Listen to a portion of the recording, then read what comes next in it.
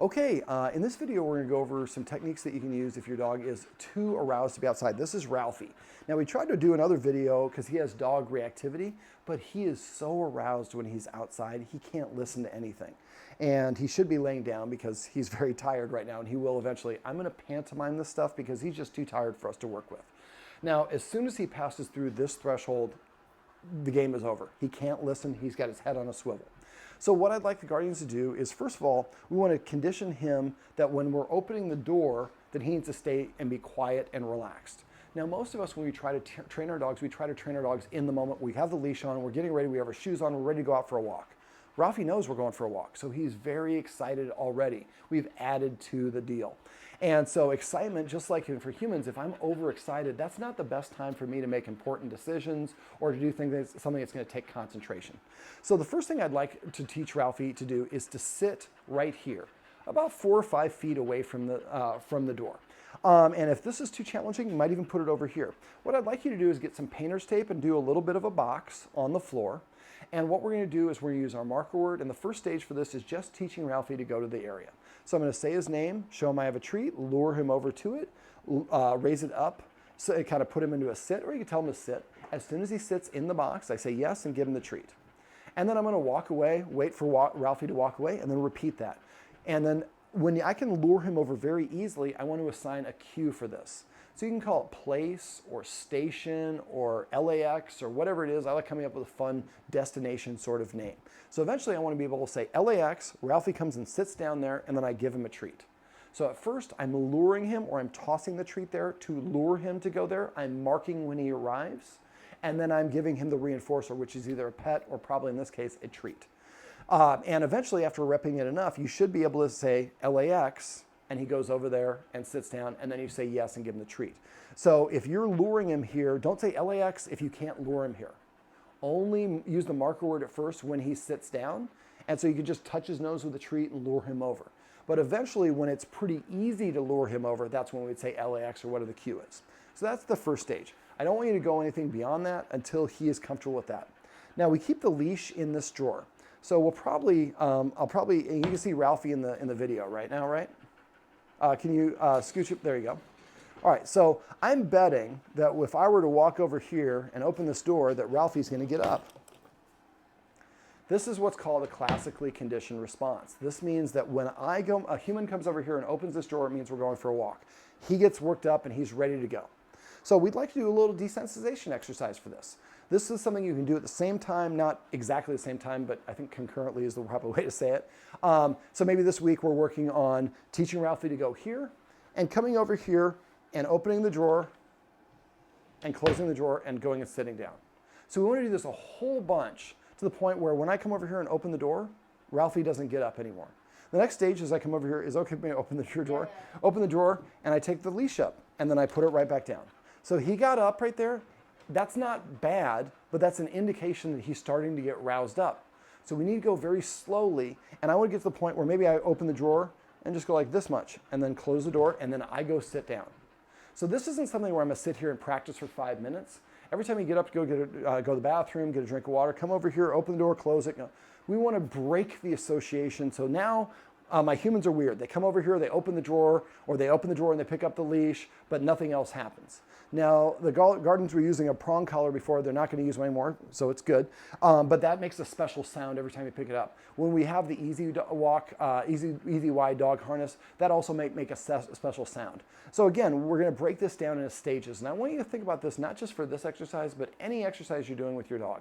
Anytime your dog has difficulty doing an exercise, think of the exercise itself as a number of steps. And I'm going to show you a version of this with opening the door. So if me reaching for the handle is too much and he gets up, then I might reach just this much and then pull back. Now, if I'm doing it in stages like that, I might rep it a whole bunch. Rowlfy's there, he's looking at me, I reach, pull my hand back, reach, pull my hand back. And I do that 2 or 3 times at halfway distance. Then I might go 3/4 of the way, as long as Rowlfy stays sitting. And he can get up, but I prefer he stays relaxed and sitting. Eventually I can touch it. Then eventually I'd open it a little bit and close it. Eventually, I open it a little bit more, close it. So he looked, but he didn't get up, and that's what we're looking for. Eventually, I open it all the way, and I reach into it, but I don't touch I don't peel anything, and I close the drawer. So we're going to do this stage by stage until eventually I can come over here open the door, pick up the leash, and Rowlfy doesn't get up. This, I think, is really more of a result of he's really tired from all the exercise that we just got done doing outside. It's a warm day in Santa Monica. So we want to be able to, the first two stages, we want to be able to have him say LAX or whatever the cue is, and he comes, sits over here without, and then we give him the treat afterwards, and come over here and be able to pull the leash out and the harness up without him getting up. The next stage would be to put the harness on him. And you can leave the leash on or not, but put the harness on him and then go sit back down. So just because the harness goes on doesn't mean we're going for a walk. Sometimes my humans just put the harness on, it's a dress up game. And then go sit down and watch video games, do a little bit of work or whatever, take the harness off, 10 minutes later, put it back in here. We want to just repeat this over and over so that we're breaking that association. So eventually we want to be able to tell him to go to LAX. He goes there consistently and he's calm. And we can come over here, open the drawer, pick up the leash, put the harness on, and let him drag the leash around, and he's calm. So once we can achieve both those, now the third part of this is going to be actually going to the door.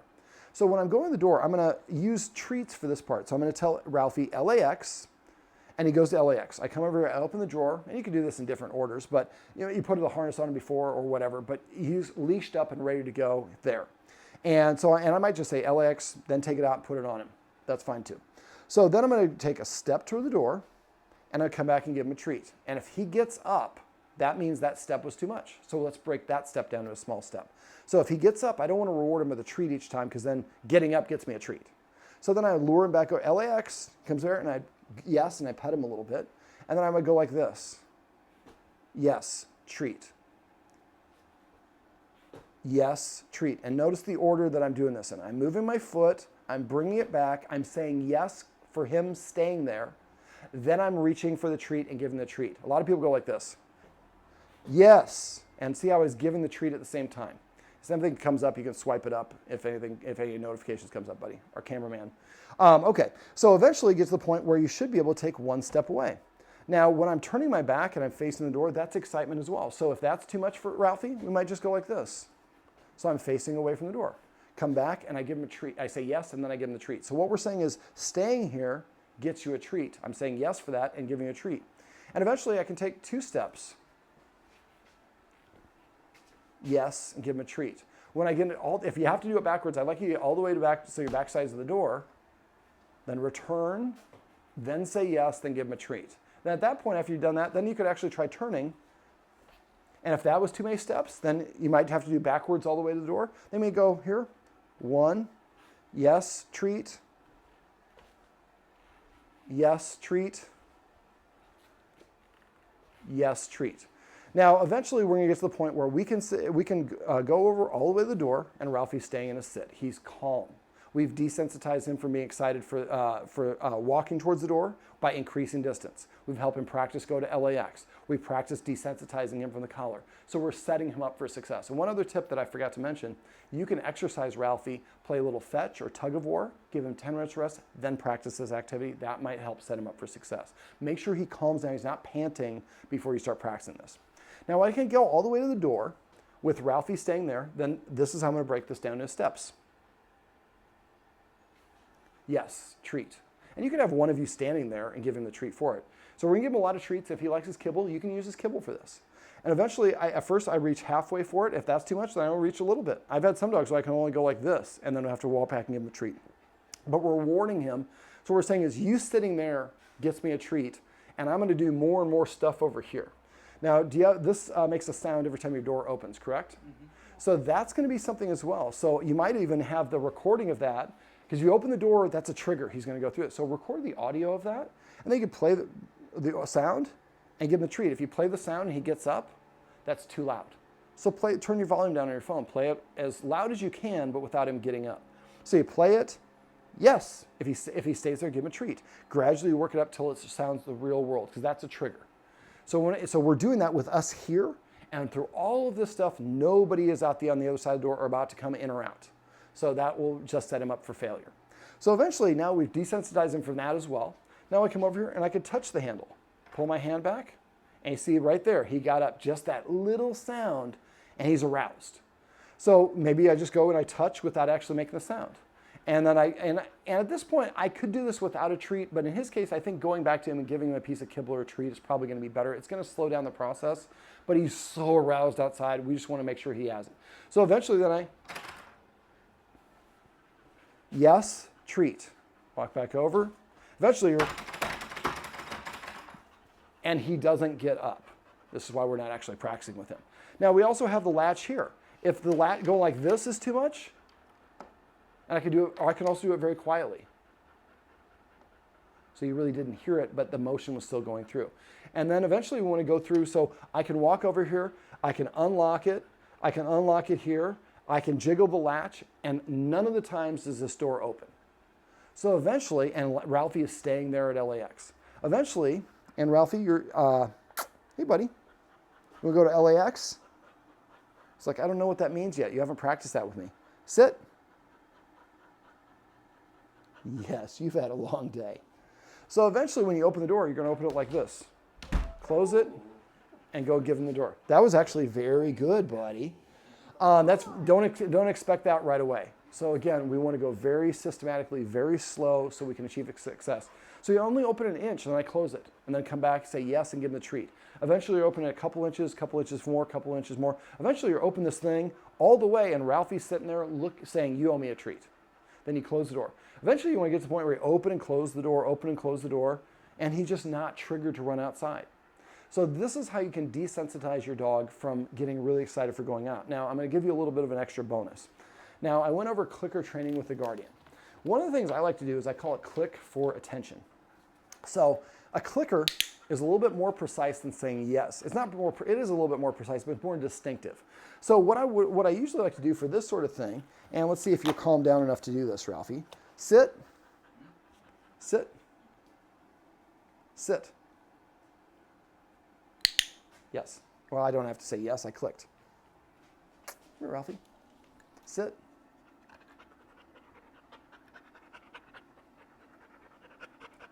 Yes. Well, I did it a second time. I don't have to do that. Click or say yes. Down. Oh. Does he have a down cue? Sit. So I call this a rubber band technique. Imagine there's an imaginary rubber band attached to his nose. Notice how I'm keeping the treat there the whole time? As soon as he laid down, I clicked. So what I do for the click for attention is I want to find out 2 or 3 of his best cues. He seemed to be pretty good at hand targeting. Maybe you teach him down and use the clicker for that. Do exactly what I just did and then take 2 steps away, put him as sit first and then lure him down and then click when he lays down. And eventually you want to get to the point where you kind of go like this. Hey, for Rowlfy, sit, sit. Well, normally I would warm him up like I talked to you guys about earlier. So sit, down.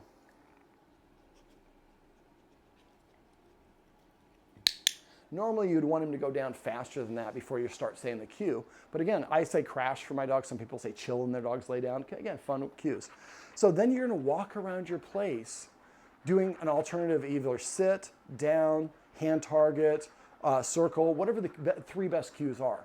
And after a while, Rowlfy's like following around going, because we're not going out the door. It's like, man, you're just being like a human slot machine. You're like paying off like crazy. I'm focused on you. I'm not focused on being excited. I'm anticipating what is the next cue you're going to give me. And so I walk around the place. I'm not even leaving the house until I can say sit. He's boom, his butt is hitting the ground fast. Down, and all the rest of them. So then what I do is I kind of maybe a walk around your ottoman, walk in your kitchen, do a couple, every 2 or 3 steps I do one, and I'm clicking to get that attention. Then I go, have him sit in LAX, click, open the door, and I would have him on leash for this. Take him right outside the door, tell him to sit, click, give him a treat, come right back inside, and then do 2 or 3 inside. The further you get away from your door, the more aroused he's going to get.